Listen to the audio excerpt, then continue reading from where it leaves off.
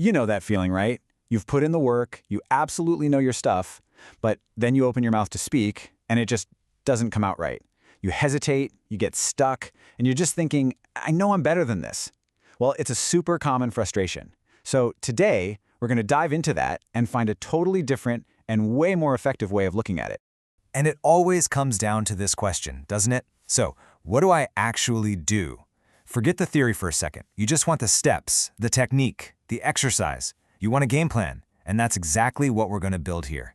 But, and this is a big but, to get there, we first have to realize that our instincts on this are usually wrong. The real answer? Yeah, it's probably not what you're thinking. Okay, so it all starts with this idea called the fluency paradox, and it's this really weird kind of backward concept. Basically, the more you try to be fluent, the more it just seems to disappear. It's like trying to grab smoke. Because when we want to get better at something, this is where our brains go, right? We think, okay, I need a super complex technique, or I've got to do hours of drills, or I just need to find some trick to force myself to be confident. I mean, it makes sense, doesn't it? Put in more effort, get more results. Simple. But here's the twist. What if the answer isn't about pushing harder at all? What if it's about creating the right environment? See, the most powerful changes are actually really subtle. They don't push for fluency, they protect it. It's like tending a garden instead of trying to pull the plants up to make them grow faster. All right, so let's break down exactly why that whole pushing harder thing fails so often. Because once you see why it backfires, what actually works starts to make a whole lot more sense. And this is the trap. We've all been here. Just look at this cycle. You think, okay, I just need to talk more. But what happens? You just feel more pressure. Or you try to force yourself to be confident, right? But that whole internal fight actually makes you less fluent. Or maybe you spend ages prepping the perfect thing to say, which only makes you more anxious. And the classic one, avoiding silence like the plague, that's the best way to completely block your own thoughts. So here's the bottom line. Every single one of those efforts, even though they come from a good place, is just adding fuel to the fire. You're trying to fix a pressure problem by adding more pressure. It's this vicious cycle, and it's almost impossible to see your way out of it when you're stuck in the middle.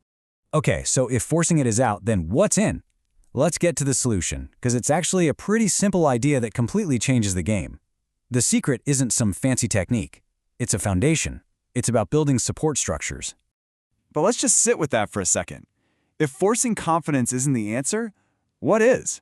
I mean, if it's not about grinding it out or faking it till you make it, what's even left? The answer is support structures. It's not about brute force. It's about support. It's kind of like building a scaffold around yourself so you have a safe place to stand. So what does that even mean? Well, support structures are just the conditions that you set up for yourself. Think of it like this. They reduce your cognitive load. That's the fancy term for how many things your brain is trying to juggle at once. They lower the social risk, so it doesn't feel like you're on a stage with a spotlight on you. And when you do those two things, your natural fluency just shows up on its own. And this right here is the big mindset shift. We're getting rid of the old goal, which was, I have to speak more.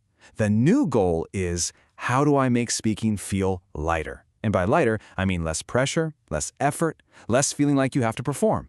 It's all about finding ease. Okay, so that sounds great in theory, but how do we actually do it? Let's get practical. We're going to look at the actual tools, the things you can change in your head, and the things you can do on the outside to make speaking feel lighter. Now, this might be the single most important idea we'll talk about today. We have it completely backward. Most of us think we need to be confident first, and then we'll speak well. But the truth is, you need to create the conditions that allow you to speak well, and confidence is the thing that shows up afterward. It's not the ingredient you start with, it's the result you get at the end. So, where do we start? Inside your own head. It's about changing your own rules of the game. So instead of demanding perfection, you give yourself permission to say, you know what? Clear enough is good enough.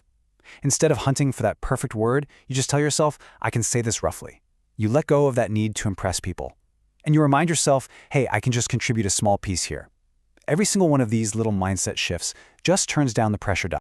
Then, you can start using some external supports. These are actual things you can do in a conversation. So instead of feeling like you have to invent a brilliant new idea, just start by agreeing with someone. Use it yes and, or ask a question. That immediately takes the spotlight off you. You can build on someone else's idea or just summarize what's been said so far. See how none of these require you to be a genius? They're all low-risk ways to stay in the game. And here's why all this works. Every single one of these tools, the internal ones and the external ones, they all do the same thing. They get you off the stage. They take away that feeling that you have to perform. And the second you stop performing, that's when your real fluency finally has room to breathe. Okay, so the real magic here isn't just memorizing this list. It's about using this whole idea to become your own coach, to figure out what works for you. So let's do that right now. So just think about it for a second. Ask yourself, what makes speaking feel lighter for me? Is it when I'm with a specific friend?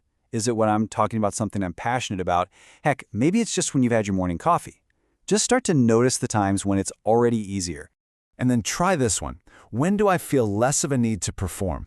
Is it when you're just spitballing ideas with a coworker you trust? Maybe it's when you're talking with your hands, or when you just admit, hey, I don't know the answer to that. Those moments where you're not on, that's where your fluency is hiding. And last one, what helps you get back on track after you stumble? Because let's be real, it happens to everybody. Is it just taking a sip of water? Do you have a go-to phrase like, hang on, let me say that a different way? Or is it just taking one deep breath? Just knowing how you recover is a huge support structure all by itself. And really, that's what this all boils down to. This isn't about some massive, life-altering change. It's about finding these small, consistent supports and weaving them into how you communicate every day. Because it's all those little things stacked on top of each other that eventually build that solid, stable fluency we're all looking for.